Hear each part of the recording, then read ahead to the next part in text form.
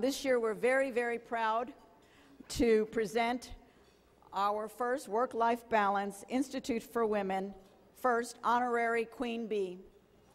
Shh, remember the bee is the most important little symbol that we can be, because it's all about being empowered, being inspired, and being connected. And I want to just tell you a little bit about, you saw the bee story, I think, in the conference journal. If you've not had a chance to read it, we ask you to read it because we talked about it this morning. But I also want to tell you another story of the bee. She's considered by much of European royalty as a symbol of wisdom, strength, and nobility. And Phyllis Sandler is a woman who defines that symbol. And not just defines it, but really surpasses that symbol. And we set forth all sorts of criteria for what the Queen Bee was going to be for our first honorary Queen Bee, and we could have not picked a more deserving individual. So first, let me tell you about what the criteria is to be a Queen Bee, because I know all of you would like to be a Queen Bee one day, and we would love to honor you as well. But here is our first, and let me tell you a little bit about who she is and why she's been chosen. Phyllis demonstrates through her words and her actions and deeds that she believes in bestowing and sharing her gifts of success to others. Among their many philanthropical endeavors, she and her husband Harvey Sandler have contributed to hospitals, museums, universities, cultural arts, and health-related charities. The Sandlers also donated $1 million to build a Jewish education building at Congregation B'nai Israel in Boca Raton, Florida, as well as donating $2.5 million to the Jewish Federation of South Palm Beach to endow an Alzheimer's Day Care Center. Her role model as a businesswoman ranked 20th in the country as an insurance salesperson. It was apparent that Phyllis really believes the first half of life is about building a business and a life, and having a family, and the second half is about giving back. Yes, she's queen for a day. Yes, she is.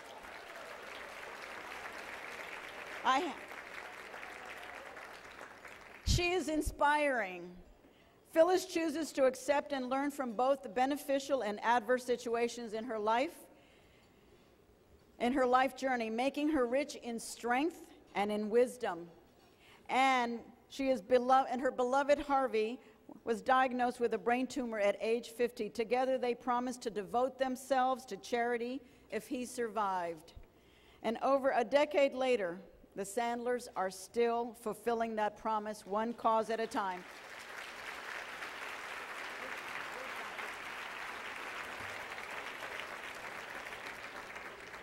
During their darkest times and hardest struggles, Phyllis would say to her husband, "Hang in there, Harvey. I promise you there's a hidden gift behind the greater the challenge, the greater the pain, the bigger the gift, and I'm telling you that we're going to find it." Phyllis is connecting. She is a connector. She understands the value of uniting women and how that bond fosters support, strength, and gives back, not just to her circle, but to all. She has passed on that important knowledge to her daughters, Amy and Robin, who have recently co-chaired the fundraising component of the Go Pink Challenge to benefit the breast care at the Women's Center at Boca Raton Community Hospital. And speaking of the Boca Raton Community Hospital, before Phyllis receives her award, we would like to ask her dear friend, Dr. Louise Morell, Medical Director for the Center for Breast Care at the Women's Center at Boca Raton Community Hospital, to share a few thoughts and words about Phyllis. Dr. Morell. Thanks, Susie. Congratulations, Phyllis.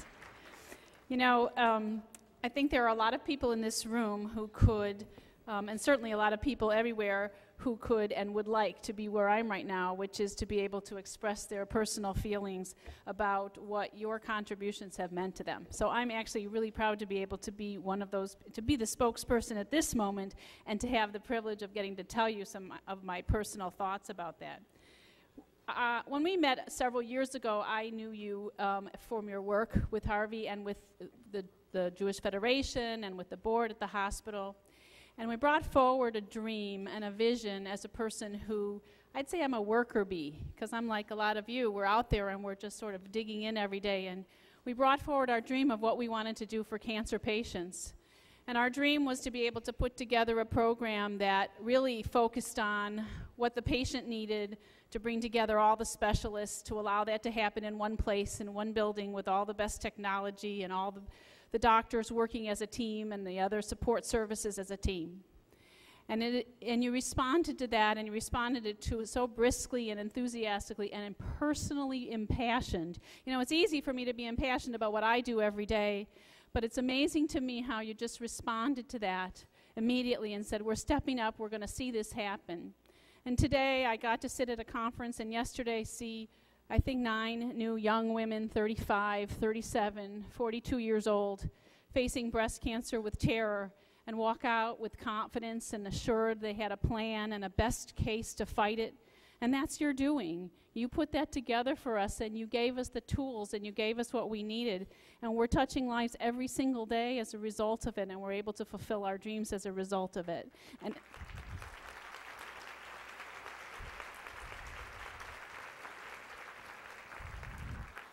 but since I've gotten to know you over the time, I've learned a couple of other things, and you should know that too, which is you're not a person who just steps up and says, well, this needs some support, and we're going to find the finances to do it. You are a person who does that on a personal level.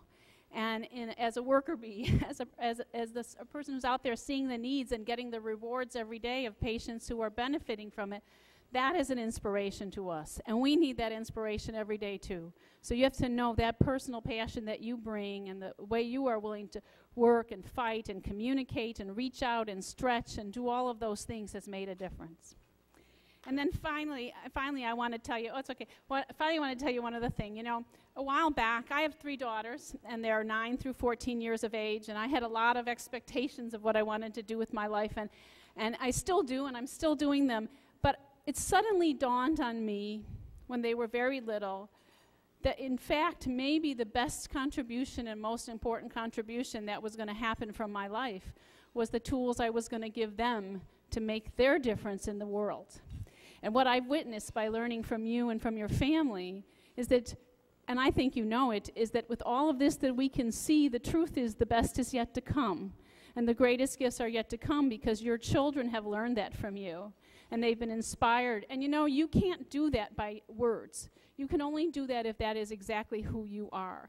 Your children don't follow that just because you say, oh, you should be a giver.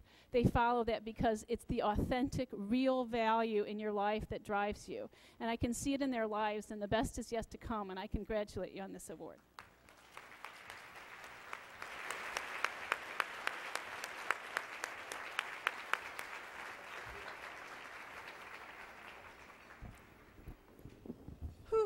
Dr. Morell, thank you for taking the time from your busy schedule and really connecting with these incredibly heartfelt words about our Queen Bee, our first honorary Queen Bee. And now the love continues, and can we bring down the lights and be very quiet, please, with the plate clinking. I really want to have everybody pay attention to the screens, and please watch the video. Isn't it amazing that Phyllis Sandler spoke about the Queen Bee 20 years ago? Talk about the synchronicity of that to happen. And here she is as our first amazing Queen Bee. Ladies and gentlemen, Phyllis Sandler. Right here, it's here. Thank you. Have your flower. Whoa, I'm really overwhelmed. I did not expect that. Thank you so much, everyone. Thank you, Susie. Thank you, Louise, and the board. Just, wow. Okay. I'm really excited to be here, mostly to be surrounded by all these fabulous, dynamic, wonderful women. The energy in this room today is exciting. I've always heard that each day comes bearing its own gifts, and all you need is to do is untie the ribbons. Today, I really feel like a little girl on her birthday, or I feel like the girl that walks down in Miss America. Wow. It seems like only yesterday that I sat in a room like this, and I was listening to Marilyn Vanderburg, a former Miss America, and she was giving a motivational talk.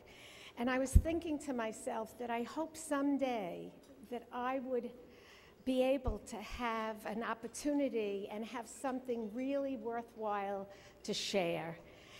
And when Susie asked me to be the first honorary Queen Bee, I had no idea what that meant. And so I did a little research. And I remembered reading a book called The Secret Life of Bees. Many of you may have read that book and maybe seen the movie. Most people don't have any idea about the complicated life going on inside a hive. Bees have a secret life we don't know anything about.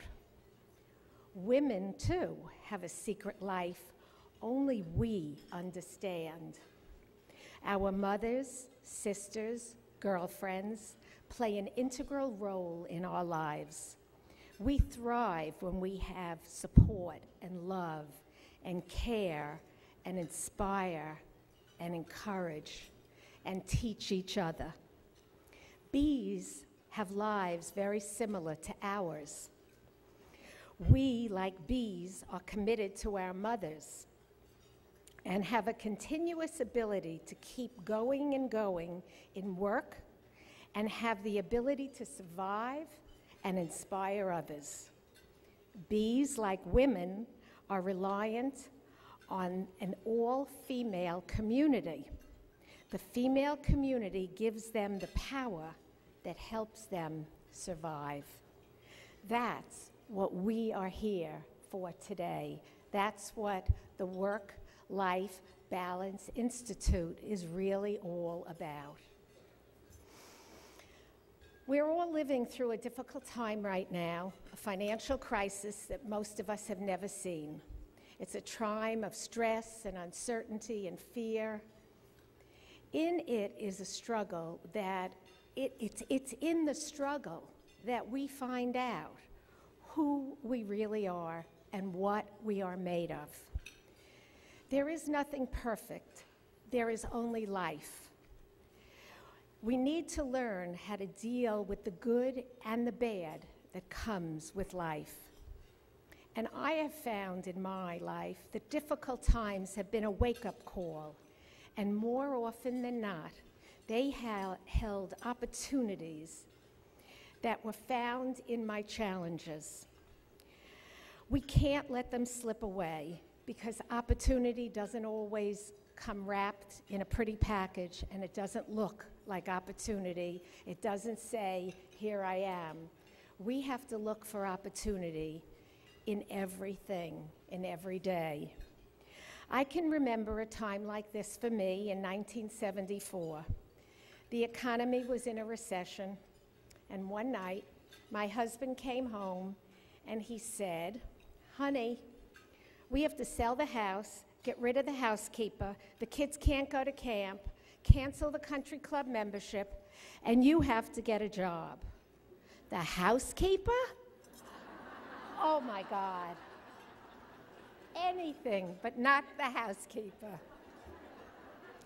I thought it was the end of my life, but in fact it really was the beginning of a new and better part of my life. For the first time, I really found out who I was and what I was capable of, and that indeed I am a strong woman. I decided to do something completely foreign to me. I went back to school and I learned the life insurance business. At that time, in 1980, there were very few women in that business, and I knew nothing about that business. I count on my fingers. I don't know how to use a calculator, and then I didn't know how to use a computer either, but now I do. Everyone said I'd never make it, but just like that bee that doesn't know that it's too heavy for its wings, I didn't know it, so I flew anyway. They told me that I could be my own boss, that I could make my own appointments, and that I could make as much money as I was willing to work for. And no one would tell me how much money I was worth. It sounded like a good thing for me, right? It's a funny thing about life, but if you refuse to accept anything but the best and what you really, really want, you often get it. It was a challenging time for me. I worked all day and studied at night. I had 3 young children and a life to keep up with.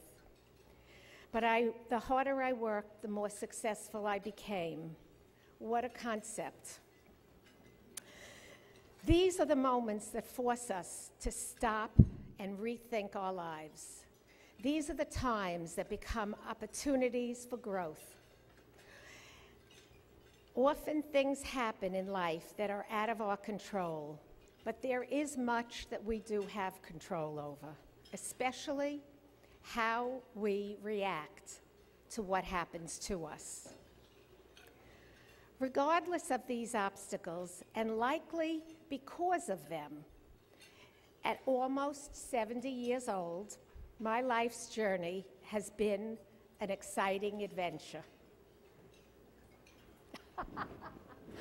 I had to tell you that.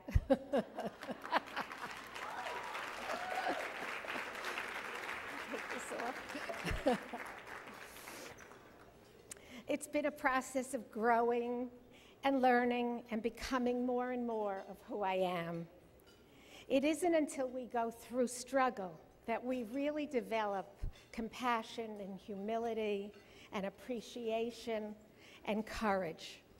We grow stronger and more confident with the difficulties that we go through.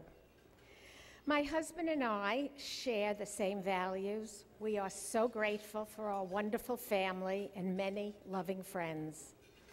Helping other people is what gives meaning to our lives. We have been so very blessed.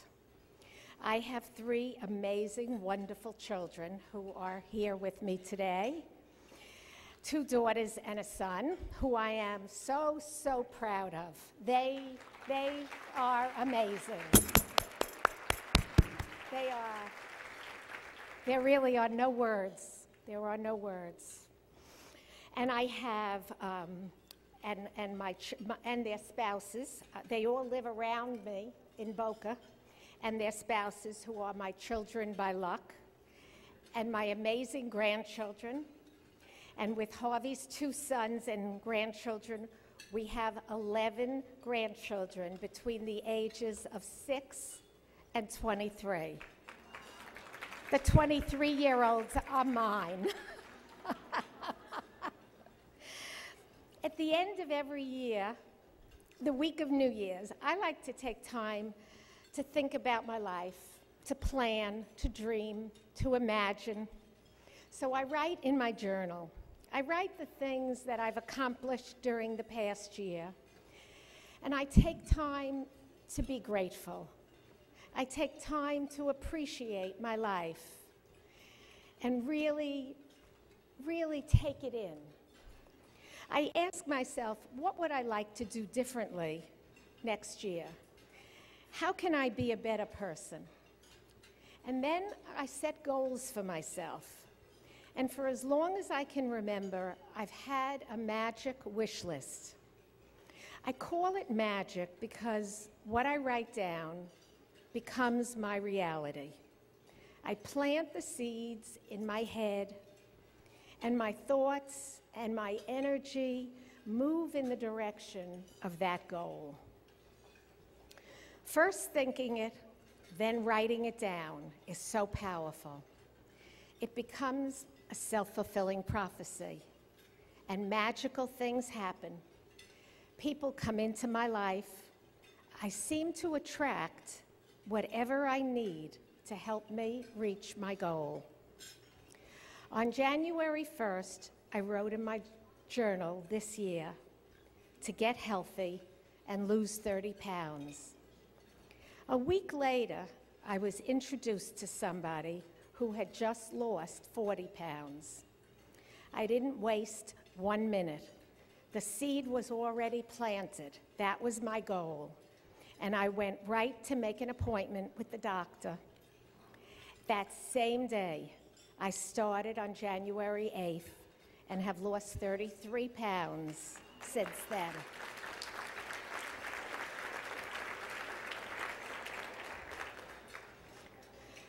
Being honored as the first Work-Life Balance Institute Queen Bee is a real kick because I love inspiring and empowering women to become their best, to live their best life. So as your Queen Bee, I'd like to say, as women, it's so important that we do that for one another, that we do inspire each other. Every day we meet people whose lives we can impact simply by sharing some positive energy and a little bit of ourselves. I often ask myself, how can I spread light? Can I be the candle or the mirror that reflects it? I hope that everybody I come in contact with can walk away feeling better than they did before, simply by being real and honest and sharing what I have to give. We all can inspire other women. It's important that we empower one another because we help each other get stronger. And by loving and appreciating each other, we fill each other up. We fill our cups to overflowing. It's all about connection, and we do that through organizations like this, Work Balance Life Institute.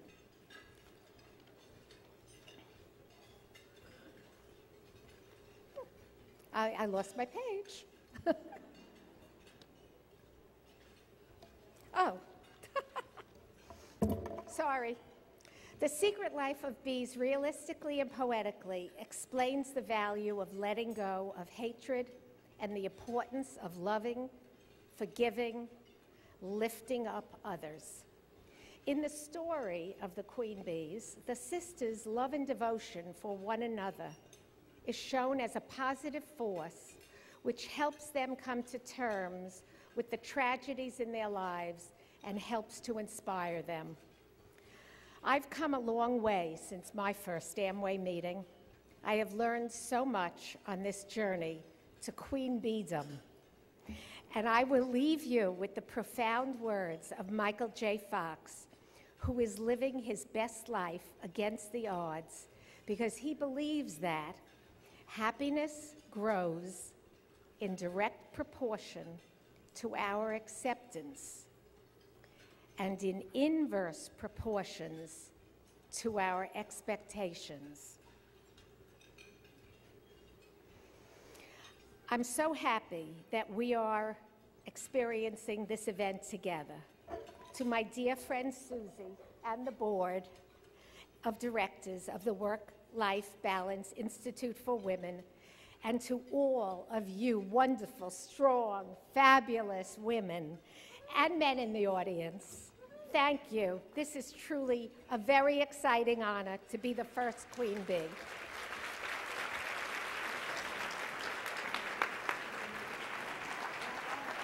I'm not? I'm not? This is temporary. This is temporary. Okay. Okay. Stand here for a second.